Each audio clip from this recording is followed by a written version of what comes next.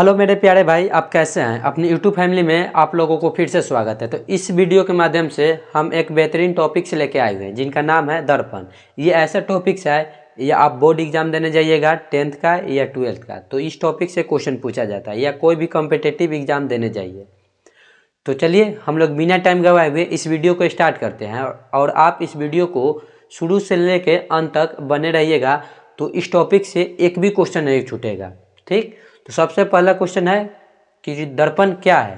तो दर्पण एक वैसा सतह है जिससे किरण परिवर्तन होकर एक प्रतिबिंब के निर्माण करता है, वह दर्पण, वो सतह दर्पण कहलाता है। ठीक, उसके बाद दर्पण कितने प्रकार के होते हैं। तो दर्पण 3 प्रकार के होते हैं, समतल दर्पण, उत्तल दर्पण और अवतल दर्पण। ठीक, दर्पण 3 प्रकार के, समतल दर्पण, उत्तल दर्पण और अवतल दर्पण। तो इस वीडियो के माध्यम से हम केवल उत्तल दर्पण की बात करेंगे। उत्तल दर्पण के केवल उसमें मुख्य अक्ष को बात करेंगे। तो मुख्य बात इसमें है कि ये जो जितना लिखा गया है इसी से ही क्वेश्चन पूछा जाता है। तो ये आपको समझ में आ गया तो ठीक है, यदि नहीं समझ में आया तो हम ट्रिक्स के माध्यम से हम आप लोगों को याद करवा देंगे।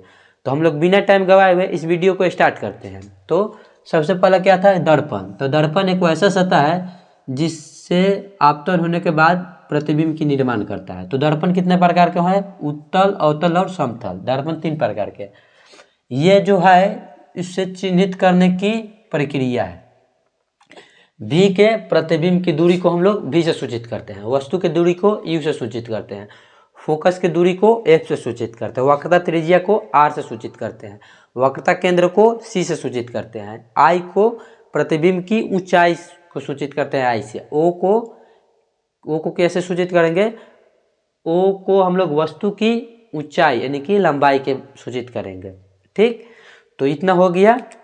ये आप लोगों को न्यूमेरिकल बनाने में बहुत ज़्यादा मदद करता है, बहुत ज़्यादा। तो हम लोग किसके बारे में बात करेंगे, उत्तल दर्पण के बारे में बात करेंगे। क्या, उत्तल दर्पण।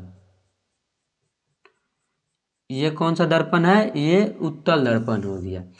उत्तल दर्पण की जो मुख्य फोकस और केंद्र होते हैं वो दोनों धनात्मक होता है। धनात्मक कैसा होता है, ये आप लोग का भी 9वीं का स्टार्टिंग ही चैप्टर में पढ़िएगा मैथ के, तो चिन्ह परिपाटी दिया, निर्देशांक चिन्ह परिपाटी, उसी के माध्यम से हम आप लोगों को बता देंगे। ठीक, ये होता है एक्स अक्ष, ये होता है एक्स डैश, ये होता है वाई डैश, सॉरी वाई, ये होता है वाई डैश। इधर जाइएगा तो प्लस, इधर जाइएगा तो माइनस, इधर आइएगा तो माइनस, इधर जाएगा तो प्लस।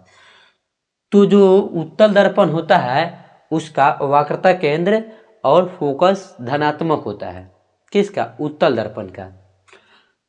तो फोकस दूरी होता है, यहाँ पे होता है वक्रता केंद्र। देखिए यहाँ से भी क्वेश्चन पूछा जाता है कि वक्रता केंद्र की दूरी कितना होता है। तो वक्रता केंद्र की दूरी फोकस दूरी से दुगुना होता है। ये भी पूछ सकता है कि फोकस दूरी कितना होता है, तो वक्रता केंद्र के आधा होता है। यह क्वेश्चन है। ठीक, उसके बाद यदि इससे ऊपर इसका प्रतिबिंब ऊपर बने तो प्लस प्रतिबिंब बनेगा, माइनस नीचे आएगा तो प्रतिबिंब ऋणात्मक होगा।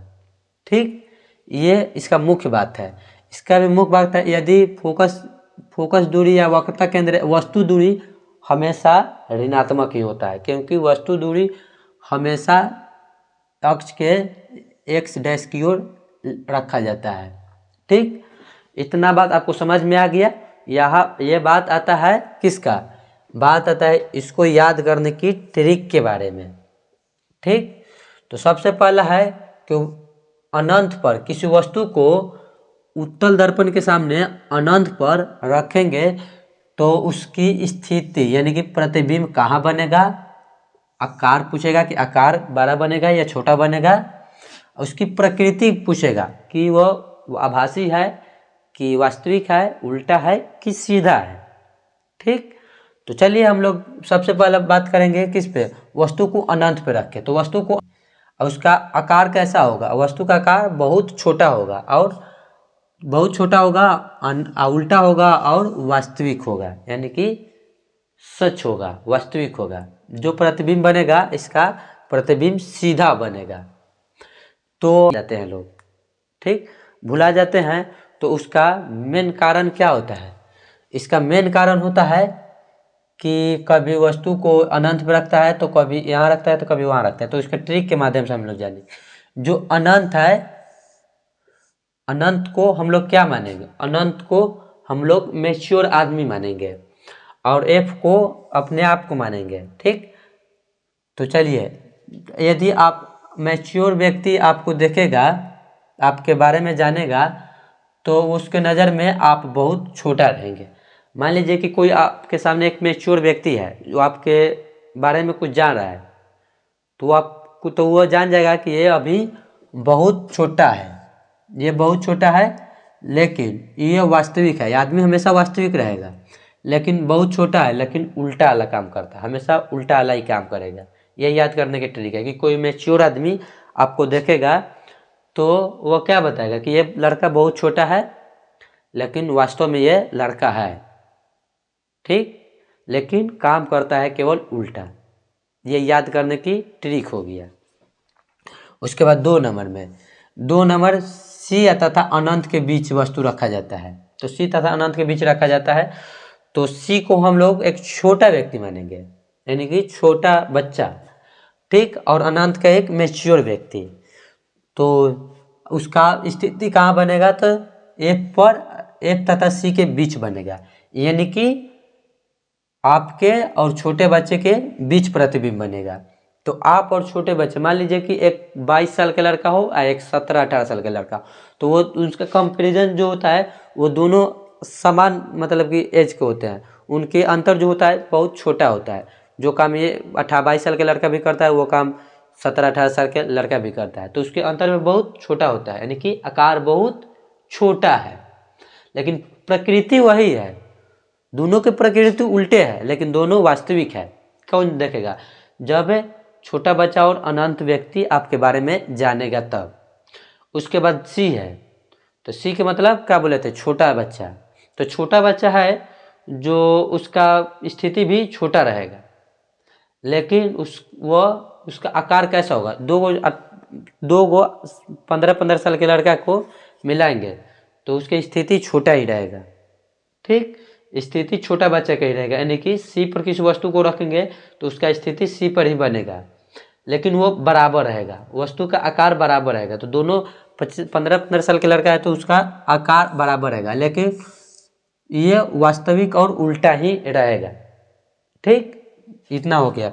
उसके बाद हम लोग 4 नंबर के बारे में बात करेंगे कि कभी उत्तल दर्पण के सामने किसी वस्तु को सी यानी कि छोटा बच्चा और एफ यानी कि आपके बीच रखा जाता है, तो उसका प्रतिबिंब कहाँ बनेगा, सी तथा अनंत के बीच बनेगा, सी तथा अनंत के बीच बनेगा।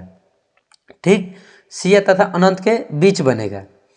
तो सी तथा अनंत के बीच बनेगा, तो यहाँ पे प्रतिबिंब आकार कैसा होगा, यहाँ पे बड़ा होगा। देखिए, छोटा बच्चा और आप, किसी छोटा बच्चा और मैच्योर व्यक्ति के बारे में जानिएगा तो वो आदमी बहुत बड़ा दिखाई देगा, वो आदमी बहुत बड़ा दिखाई देगा, लेकिन वो भी जो छोटा बच्चा है वो उल्टा है लेकिन वास्तविक है, उल्टा है लेकिन वास्तविक है, मैच्योर और छोटा बच्चा दोनों, यानी कि सी और एफ पर, सी और एफ पर।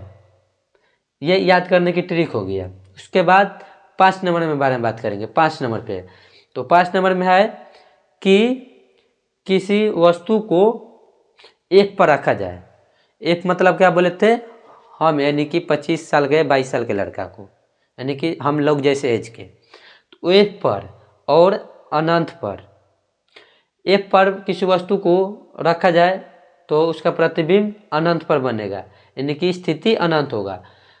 आप जानिएगा किसी मैच्योर आदमी के बारे में तो वो मैच्योर ही रहेगा, लेकिन उसके और आपके बीच में बहुत अंतर हो जाएगा, लेकिन तब भी उल्टा और वास्तविक ही वह दिखाई देगा, यानी कि प्रकृति वैसा ही रहेगा, आकार बहुत बड़ा हो जाएगा।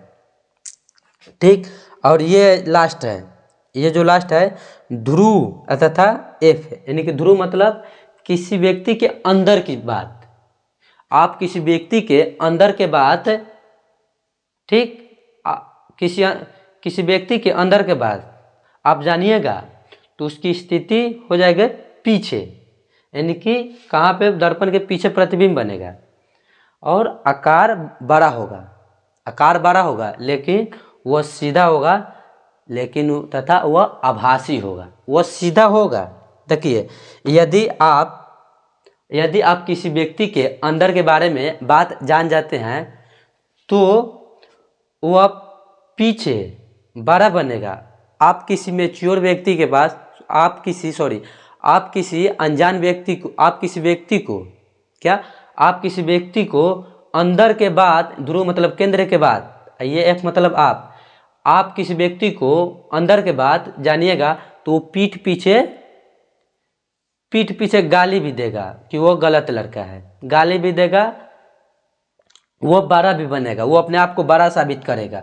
वो काम किया है बहुत लीचर वाला काम, लेकिन वो आपके पीठ पीछे बड़ा भी बनेगा और सीधा भी बनेगा कि ये हम नहीं कर सकते हैं। लेकिन सच तो बात है कि वो सब है जो दिखाता है। यदि ये वीडियो आपको अच्छा लगा तो अपने दोस्तों के पास शेयर कर दीजिए। पूरे वीडियो देखने के लिए धन्यवाद।